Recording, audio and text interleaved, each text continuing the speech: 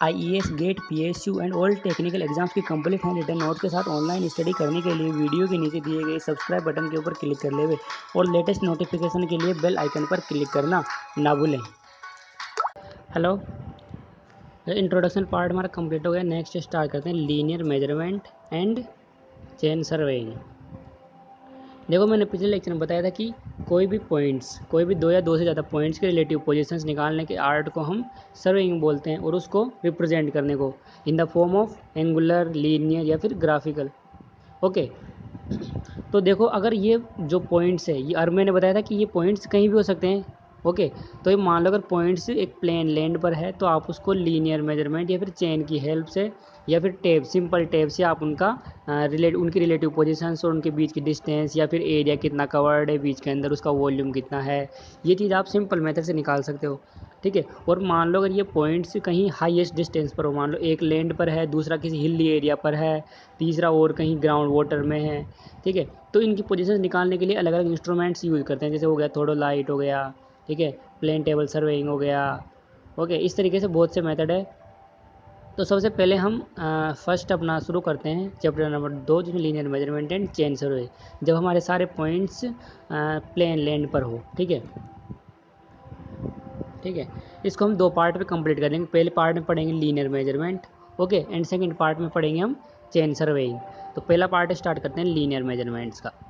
ठीक है, linear measurement पढ़ने से पहले एक टर्मिनोलॉजी है scale. What is scale? Scale क्या होती है? स्केल आप जानते हो स्केल क्या होती है? स्केल आप फिटा आपने देखा होगा, फिटा दैट इज ए स्केल। अगर इसको टेक्निकल फॉर्म में बोले, डेफिनेशन क्या होगी इसकी टेक्निकल फॉर्म में? Then scale is a technique through which ground measurement can be represented on a paper. जो भी हमारा ग्राउंड सरफेस है उसको हम पेपर पर रिप्रेजेंट करने के लिए स्केल का यूज़ करते हैं। ठीक है, और स्केल होता किस तरीके से है कि ग्राउंड की मैप डिस्टेंस, कोई भी डिस्टेंस है उसको मैप पर कितनी है वो हमारी divided by the ground distance. वही डिस्टेंस ग्राउंड पर अभी आपको समझ आ जाएगा एक्चुअल में कहना चाहता हूँ, लेकिन अभी आप इसको ध्यान रखो कि स्केल क्या होती है? Map distance divided by the ground distance, या फिर इसको ऐसे बोल लो कि scale is the ratio of map distance to the ground distance. Okay, देखो, अगर स्केल को रिप्रेजेंट हम बहुत तरीके से रिप्रेजेंट कर सकते हैं, अलग अलग तरीके से। एक एक करके देखते हैं representation of the scale. Scale को हम इस तरीके से रिप्रेजेंट करते हैं कि 1 centimetre equals to 10 metre.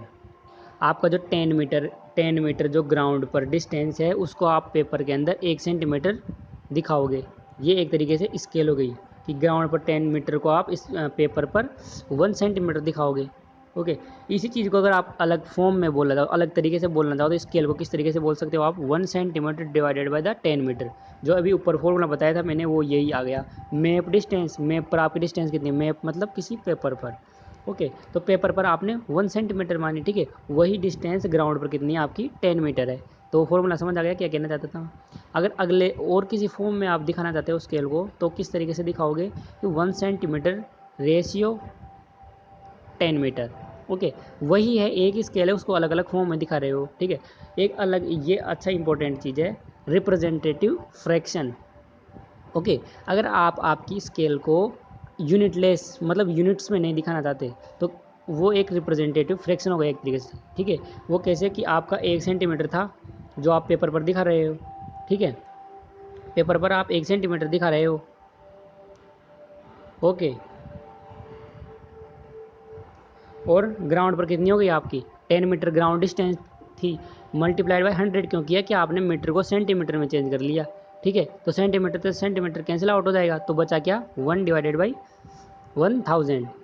Okay, तो ये एक तरीके से रिप्रेजेंटेटिव फ्रैक्शन हो गया विद यूनिटलेस क्वांटिटी। ये यूनिटलेस होता है, ठीक है, इसकी कोई यूनिट नहीं होती है। ओके, अब इस यूनिटलेस को आप इसको भी अलग तरीके से दिखा सकते हो। ठीक है, वो आप दिखा सकते हो 1:1000। ओके, तो सारी स्केल समझ में आ गए कि अलग अलग तरीके से हम हमारी स्केल को कैसे कैसे रिप्रेजेंट कर सकते हैं। ओके, अब एक बहुत ही अच्छा नोट देख लो। आप नोट क्या कह रहा है कि आपका जो रिप्रेजेंटेटिव फ्रैक्शन है, ये रिप्रेजेंटेटिव फ्रैक्शन आपका जितना ज़्यादा होगा उतनी ही बड़ी आपकी स्केल होगी। वो क्यों? क्योंकि देखो आप इसको देखो 1 सेंटीमीटर इक्वल्स टू 50 मीटर, मतलब 50 मीटर के ग्राउंड डिस्टेंस को आप 1 सेंटीमीटर पेपर पर मान रहे हो। ओके, तो इसका रिप्रेजेंटेटिव फ्रैक्शन क्या हो गया? 1 डिवाइडेड बाई 5000। और इसको देखो आप, इसमें क्या बोल रहा है कि 100 मीटर की कोई डिस्टेंस है ग्राउंड पर, उसको आप 1 सेंटीमीटर मान रहे हो, ठीक है, ऑन पेपर। तो उसका रिप्रेजेंटेटिव फ्रैक्शन क्या हो गया? 1 डिवाइडेड बाई 10,000। ओके, तो इसमें से लार्ज रिप्रेजेंटेटिव फ्रैक्शन कौन सा है? लार्ज आपका ये वाला है, ठीक है। नीचे की साइड जितनी कम वैल्यू होगी उतना ही आप अपना जो कंप्लीट जो वैल्यू है, जैसे देखो इसमें और इसमें मेजर कौन सा है? ये मेजर है, क्योंकि इसमें नीचे की जो क्वांटिटी है वो कम है। ओके, तो जो जब आपका ज़्यादा रिप्रेजेंटेटिव फ्रैक्शन होगा तो आपकी बड़ी लार्ज स्केल होगी। ओके, ध्यान रखता हो ऑब्जेक्टिव में सीधा पूछ लेता है, क्वेश्चन आते हैं अलग अलग तरीके से, आपको बहुत सारी स्केल्स दे देगा। ओके, और पूछेगा कि सबसे बड़ी स्केल कौन सी है बताओ, तो आपको सबका रिप्रेजेंटेटिव फ्रैक्शन निकालना है, उसमें सबसे बड़ा रिप्रेजेंटेटिव फ्रैक्शन होगा वही आपकी सबसे बड़ी स्केल होगी, ठीक है। प्रीवियस ईयर में शायद EAC में क्वेश्चन दे रखा है, आप जब सोल्व करोगे प्रीवियस ईयर का क्वेश्चन, तो उसमें एक ऐसा फर्स्ट क्वेश्चन नहीं वो आएगा, तो आप उसको सोल्व करोगे तो समझ आ जाएगा क्या कहना चाहता हूँ एग्जैक्टली। नेक्स्ट आता है vernier scale. Okay, vernier scales क्या होते हैं? देखो एक बार मैं बता देता हूँ वर्नियर स्केल क्या होते हैं। इस तरीके का, ये देखो आपका मेन स्केल है। ओके, ये बीच का है जो आपका मेन स्केल है, उसके बगल में इस तरीके से छोटी स्केल के मेजरमेंट के लिए एक अलग स्केल और देते हैं, उसको हम बोलते हैं वर्नियर स्केल। ओके, और जो ये बड़ा वाला स्केल होता है उसको हम बोलते हैं मेन स्केल। ओके, तो देखो अब आप बोलोगे कि वर्नियर, जब हमारा काम मेन स्केल से हो रहा है तो वर्नियर स्केल की क्या ज़रूरत पड़ती है? ऐसा नहीं है, जो हम हमारी जो हमारी मेन स्केल से है, मेन स्केल है उससे हम मेजरमेंट करते हैं, तो उसमें बहुत ही छोटी छोटी क्वांटिटी में एरर्स आती है, ठीक है। वो एरर हम वर्नियर स्केल की हेल्प से एलिमिनेट कर देते हैं। वो कैसे करेंगे? क्योंकि जो वर्नियर स्केल का जो डिजिट्स होते हैं, ओके, वर्नियर स्केल के जो डिजिट्स होते हैं वो मेन स्केल के रेस्पेक्ट में कम होते हैं। ओके, वो कैसे कैसे कम होते हैं एक एक करके देखते हैं। पहले वर्नियर स्केल के बारे में डेफिनेशन देख लो क्या है। Vernier scale is the secondary unit, ये एक तरीके से secondary unit of a main scale. जो हमारी मेन स्केल होती है उसकी ये सेकेंडरी यूनिट होती है, ठीक है, उसके बगल में रहती है ये। ओके, उसके अटैच में रहती है, बगल में नहीं, वो अटैच में रहती है, which is use for exact measurement, जिसका यूज किसके लिए करते हैं? हम एग्जैक्ट मेजरमेंट के लिए करते हैं। ओके, तो फॉर्मूले के फॉर्म में अगर इसको दिखाएंगे तो क्या हो गया हमारा एग्जैक्ट मेजरमेंट? क्या हो गया कि हमारे मेन स्केल का मेजरमेंट प्लस वर्नियर स्केल का मेजरमेंट। ओके, ये चीज़ ध्यान रखनी है आपको, जो एग्जैक्ट मेजरमेंट होता है, अगर आप बहुत ही प्रीसियस क्वांटिटी में लोगे, अगर आप रफली लोगे तो एग्जैक्ट मेजरमेंट मेन स्केल के बराबर ले लेते हैं हम। लेकिन अगर आप बहुत ही प्रीसियस क्वांटिटी में लोगे, बहुत ही एक्यूरेट वैल्यू लेना चाहते हो, तो वो कैसे होगी? आपका exact measurement main scale plus vernier scale को भी हमें काउंट करना पड़ेगा। Okay, if we shown in another form, that is exact measurement is used to main scale measurement plus NDES plus least count। अब देखो यहाँ NDES क्या है? NDES is number of alignment aligning division. Okay, और एक list count. अब ये list count क्या है, एन क्या है, मेन स्केल क्या है, ये चीज़ें अभी आपके समझ आ जाएगी। अभी बस आप मैं बोल रहा हूँ वो सुनो, और जो स्क्रीन पर दिख रहा है वो देखते रहो। ओके, अभी आगे क्वेश्चंस करेंगे, उससे आपको हर एक चीज़ कंप्लीट हो जाएगी कि क्या कहना चाहता हूँ, ठीक है। अब वर्नियर स्केल अलग अलग टाइप्स के होते हैं। There are of 4 types, I think there are of 4 या 5 टाइप्स ऑफ वर्नियर स्केल। पहला है हमारे पास direct vernier. Okay, direct vernier क्या होता है? एक एक करके पॉइंट देखो। आपको पता है वर्नियर मेन स्केल के सब्सिडायरी होता है मेन स्केल के, और उसके अटैच में रहता है। Okay, difference direct vernier is calibrated in the same direction of the main scale. Okay, ये क्या कह रहा है कि डायरेक्ट वर्नियर क्या होता है? जैसे मान लो आपकी ये वर्नियर स्केल, ये मेन स्केल है, ठीक है, इसका जो मेजरमेंट है वो किस डायरेक्शन हो रहा है? इस डायरेक्शन 1 2 3 4 5 6 7 8 9 इस डायरेक्शन में हो रहा है। ओके, तो जो आपको वर्नियर स्केल का मेजरमेंट होगा वो भी इसी डायरेक्शन में होगा। देखो इसमें इसी डायरेक्शन में हो रहा है, देखो 1 2 3 4 5 6 7 8 इसी डायरेक्शन में हो रहा है, ठीक है। तो वर्नियर स्केल का और मेन स्केल का मेजरमेंट एक ही डायरेक्शन में होता है, तो वो आपकी डायरेक्ट वर्नियर होती है। ओके, अगला पॉइंट देखोगे इसके बारे में, तो वो क्या है? Direct vernier has division slightly shorter than that of the main scale. ये क्या कह रहा है कि आपकी मानो ये मेन स्केल है। ओके, इसके डिवीजन आपके 1 यहाँ पर, 2 यहाँ पर, 3 यहाँ पर 4। ओके, ये आपकी मेन स्केल है। ओके, अब जो आपकी वर्नियर स्केल होती है उसके डिवीजन, इसके पास में दिखा रहा हूँ मैं, उसके डिवीजन उससे थोड़े कम होते हैं। ठीक है, यहाँ तक ही खत्म हो जाएगा वो। यहाँ आपका अगर 1 है तो मेन स्केल का यहाँ 2 हो जाएगा। ठीक है, उससे आगे चलोगे तो यहाँ पर 3 हो जाएगा। ठीक है, यहाँ पर 4 हो जाएगा। ये क्या कह रहा है कि मेन स्केल के जो डिवीजन है उनसे वर्नियर स्केल के डिवीजन थोड़े थोड़े छोटे होते हैं। ओके, वही कह रहा है direct vernier has division slightly shorter than that of the main scale. इससे और क्लियर हो जाएगा कि V vernier scale less than S main scale, उससे हमेशा छोटा रहता है। वी क्या है, length of the one division of the vernier scale, and S क्या है, length of one division of the main scale. ठीक है, तो इसका मतलब क्या होगा, जब आपके ये छोटे छोटे जो वर्नियर स्केल का थोड़ा सा स्लाइटली शॉर्टर है, ओके, थोड़ा सा छोटा है, तो थोड़े थोड़े थोड़े छोटे होते हो, छोटे छोटे छोटे छोटे होते होते जब आपका एक डिवीज़न कंप्लीट होगा, मतलब पूरा 1 सेंटीमीटर कवर होगा, तो 1 सेंटीमीटर के अंदर आपका जो वर्नियर स्केल है वो n-1 पर ही कंप्लीट हो जाएगा। ओके, इसको देखो अभी समझ आएगा, आगे एक डायग्राम बताऊंगा उससे। For direct vernier and division of the vernier scale is divided into n-1 division of vernier scales. वो क्यों, क्योंकि देखो ये इस तरीके से ये आपकी मेन स्केल है। ओके, अब देखो मेन स्केल के डिवीजन यहाँ यहाँ, ये मेन स्केल के डिवीजन से बड़े बड़े। ठीक है, अब देखो वर्नियर स्केल के डिवीजन देखो आप ऐसे देखो, देखो ये मेन स्केल है आपकी, ये वर्नियर है। देखो वर्नियर का एक डिवीजन देखो, इसको देखो यहाँ पर, ये थोड़ा सा पहले हो गया। ठीक है, ये भी थोड़ा सा पहले ख़त्म हो गया, ये 3 भी थोड़ा सा पहले ख़त्म हो गया, इससे देखो ये 4 भी से थोड़ा सा पहले ख़त्म हो गया। तो ये थोड़ा थोड़ा ख़त्म होते होते होते होते क्या होता है कि यहाँ तक जाते जाते आपका जो एक डिवीज़न है वो पूरा कम हो जाता है यहाँ, मतलब इसके 10 इसके 9 पर ही ख़त्म हो जाते हैं। ओके, तो इसका मतलब क्या हुआ कि N division of the vernier scale, N मतलब कोई भी वैल्यू मान लेना आप, कोई भी। ठीक है, N division of vernier scale वो क्या होता है कि इसके n-1 division of the main scale ऐसे हो जाता है। समझ आ गया, वही चीज़ अभी ये पॉइंट बोल रहा है, ये पॉइंट वही चीज़ बोल रहा है। ओके, अब एक बात आई थी लिस्ट काउंट की, तो लिस्ट काउंट क्या होता है, लिस्ट काउंट होता है कि आपकी जो मेन स्केल कंप्लीट ये है, देखो इससे समझ लो एक तरीके से, आपकी मेन स्केल कंप्लीट यहाँ से यहाँ तक है, और वर्नियर स्केल यहाँ से, सॉरी मेन स्केल तो यहाँ तक है। ओके, और वर्नियर स्केल आपकी यहीं तक है। ठीक है, तो जो ये डिफरेंस आ गया वो आ गया आपका डेल, और यही आपका लिस्ट काउंट होता है। देखो यहाँ दिखा रखा है उसी तरीके वो। ओके, वो आपका लिस्ट काउंट होता है। ये मैंने समझा दिया, N V equals to n-1 S. तो यहाँ से आप जो वर्नियर स्केल का डिवीजन निकालोगे वो क्या आ गया, इसको सोल्व करना है। ठीक है, V equals to n-1 S upon N. अब लिस्ट काउंट होता क्या है, लिस्ट काउंट क्या होता है, total S minus V is equals to del, ये होता है लिस्ट काउंट। तो एस माइनस वी यहाँ रखोगे, एस क्या है अभी बताया था, S length of the one division of main scale, and V length of one division of the vernier scale. Okay, तो यहाँ पर जब आप वैल्यू पुट करोगे एस तो आपका एस रहेगा। ओके, और यहाँ से वी वैल्यू उठाकर यहाँ से पुट कर दो, ये वैल्यू वी की उठा के यहाँ पुट करोगे तो ये आ जाएगी। जब इसको आपको सोल्व आउट करोगे तो एस अपॉन एन, तो यहाँ से आपके पास एक फाइनल रिजल्ट निकल के आया, least count is equals to S upon N.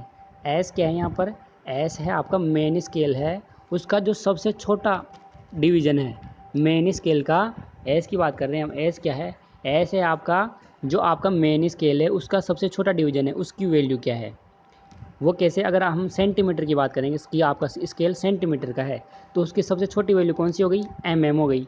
Okay, तो एस यहाँ पर क्या है कि value of the shortest division of the main scale, और एन क्या है, total number of divisions of the vernier scale. Vernier scale में टोटल नंबर ऑफ डिविजन्स कितने हैं। ओके, क्वेश्चन से क्लियर हो जाएगा। अब देखो अगर ये बात करें इस चीज़ की, ठीक है, ऊपर जो एग्जांपल दे रखा है उसकी बात करें, उसके लिए एस अपॉन एन क्या होगा। ठीक है, तो ये सेंटीमीटर की स्केल है। ओके, तो मैंने क्या बोला था, एस अपॉन एन, एस क्या है, सबसे छोटी डिस्टेंस ऑफ मेन स्केल, तो सबसे मेन स्केल की सबसे छोटी डिस्टेंस कौन सी होगी, 1 mm। ओके, और total number of division in the vernier scale, तो इसमें टोटल नंबर ऑफ डिवीजन कितने हैं, 10, तो नीचे आ जाएगा 10। ओके, तो 1 mm अपॉन 10 हो गया, तो कुल मिलाकर के 0.1 mm इसका लीस्ट काउंट आ गया। ओके, नेक्स्ट है अपना, अच्छा उससे पहले क्वेश्चन देख लेते हैं। देखो क्वेश्चन क्या बोल रहा है, क्वेश्चन बोल रहा है design a direct vernier for required list count of 0.025 mm used for centimetre scale.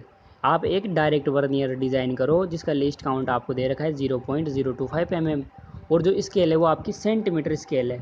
Okay, तो देखो सेंटीमीटर की स्केल की बात आती है, आपका एस क्या हो गया वहाँ पर 1 mm हो गया, क्योंकि सबसे छोटी डिवीजन कौन सा होता है सेंटीमीटर का, 1 mm होता है, तो एस की वैल्यू 1 mm हो गई। और आपको लीस्ट काउंट दे रखा है, तो लीस्ट काउंट क्या होता है S upon N is equals to, ये रिलेशन क्वेश्चन से पता लग रहा है इसको, एस आपका 1 mm हो गया, तो देखो अगले स्टेप में देखो आप यहाँ पर 1 mm अपॉन एन, ओके ये एन है नीचे, 1 mm upon N is equals to 0.025 mm। यहाँ से आप एन की वैल्यू निकालोगे तो आपकी आ गई 40। ओके, तो number of division vernier scale के नंबर ऑफ डिवीजन 40 आ गई। ओके, तो आपको डायरेक्ट वर्नियर में पता है कि आपके जो एन, अगर एन डिवीजन्स वर्नियर स्केल में है तो आपके मेन स्केल में कितने डिवीजन्स होंगे, n-1 डायरेक्ट वर्नियर की बात करें तो। ओके, अभी डेफिनेशंस पढ़े थे, तो इसके 40 आ गए, तो मेन स्केल का कितना आ जाएगा 39 डिवीजन्स। ओके, सिंपल है, आई थिंक आप समझ गए होंगे। अच्छा, नेक्स्ट वर्नियर अपना आता है रेट्रोग्रेड वर्नियर।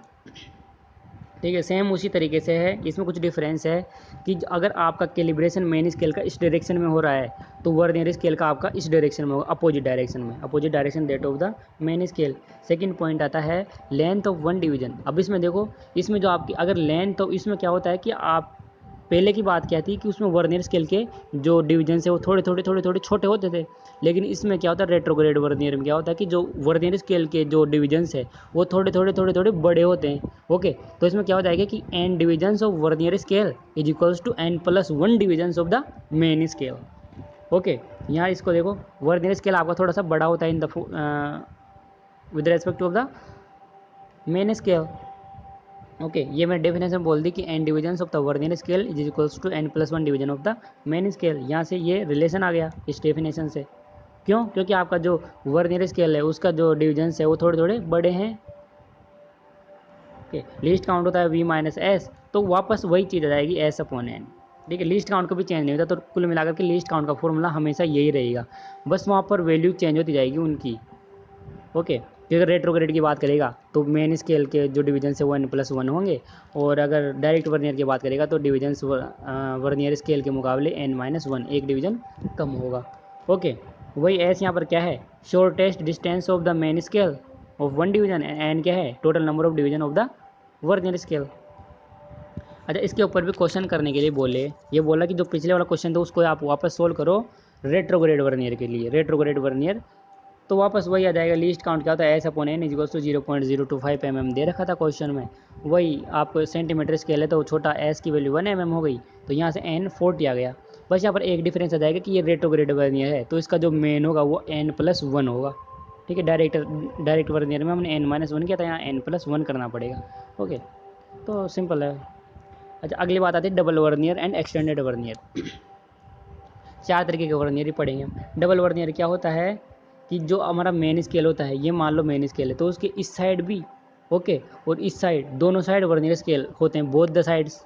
ओके, डेफिनेशन देख लो, when vernier scale is provided in both the sides of the index line and the reading are possible in both the directions, this type of vernier is called as double vernier. तो I think जो ये हमारा ये vernier था, ये देखो इसमें इधर भी जो वर्नियर दिखा रखा है इधर भी दिखा रखा है, तो आई थिंक ये जो वो था कंबाइंड वर्नियर है। ओके, डबल वर्नियर सॉरी, तो ये आपका शायद डबल वर्नियर है, पता नहीं मुझे एग्जैक्ट ओके कौन सा है, लेकिन मैंने केवल बताने के लिए कि आपको वर्नियर किस तरीके से कैलिब्रेट होता है, इसलिए मैंने आपको इमेज दिखा दी। ओके,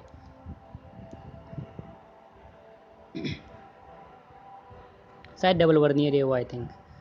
अगला है अपना एक्सटेंडेड वर्नियर स्केल। तो देखो ये एक्सटेंडेड वर्नियर स्केल जो हमारा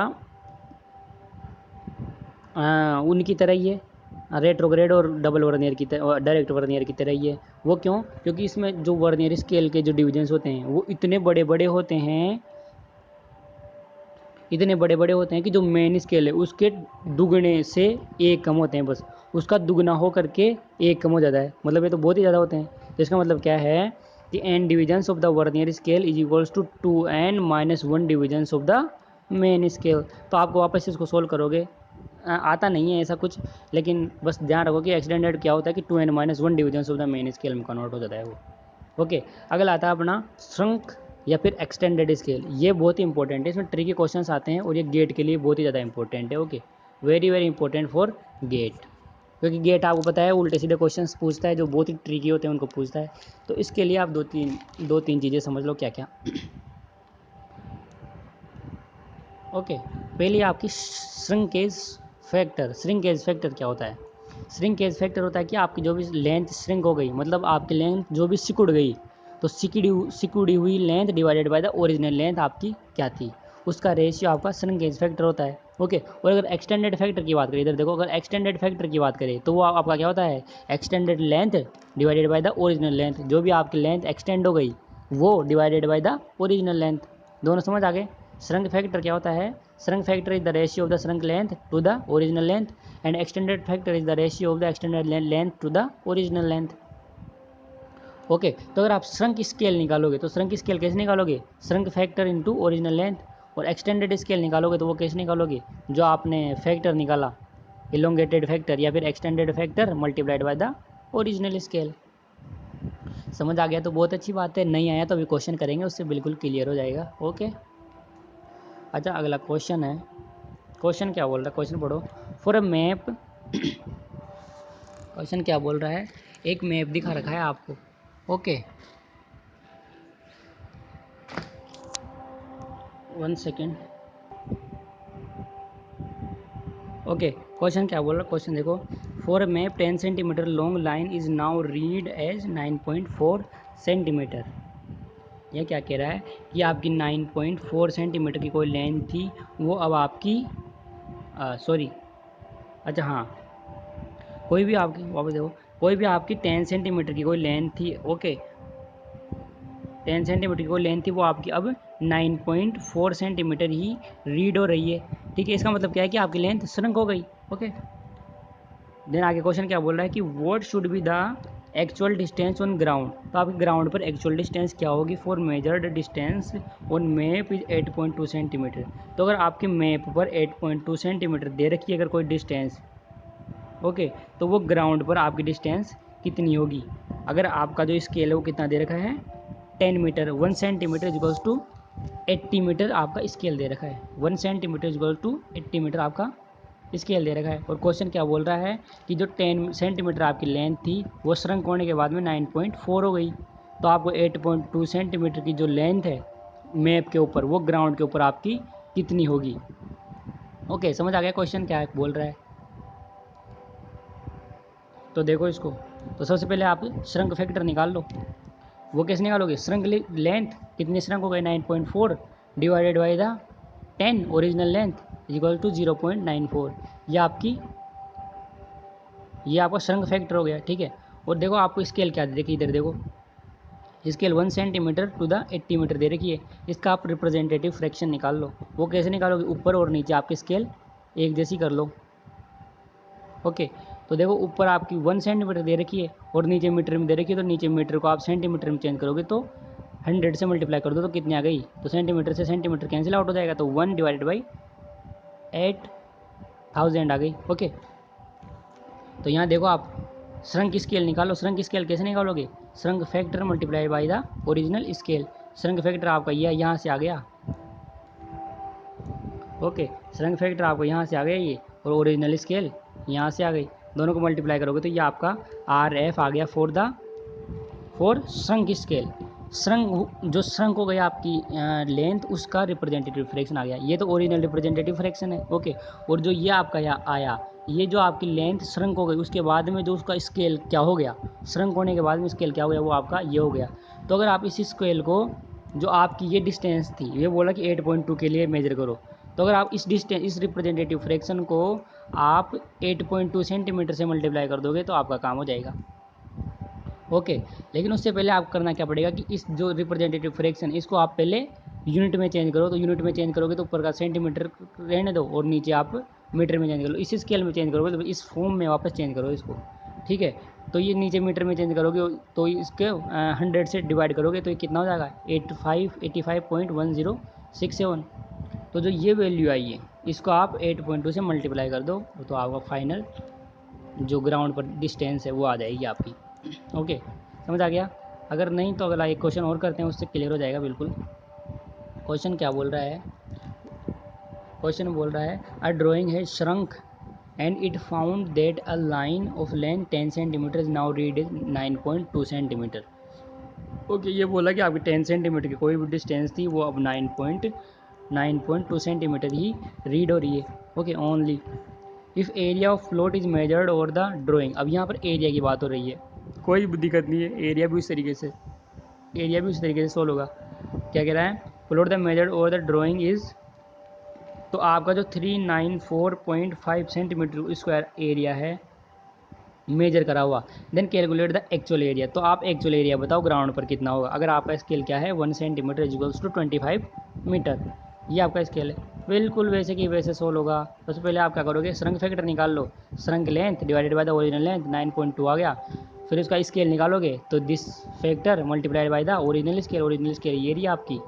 ओके, वही इसका यूनिट चेंज करोगे क्योंकि इसका रिप्रेजेंटेटिव फ्रैक्शन निकालना है, तो इसको 100 से मल्टीप्लाई कर दोगे, नीचे सेंटीमीटर में चेंज करोगे तो ये आ गया आपका। तो यहाँ से आपका ये रिप्रेजेंटेटिव फ्रैक्शन आ गया फॉर श्रंक लेंथ। ये ओरिजिनली रिप्रेजेंटेटिव फ्रैक्शन था और ये आपका श्रंक रिप्रेजेंटेटिव फ्रैक्शन आ गया।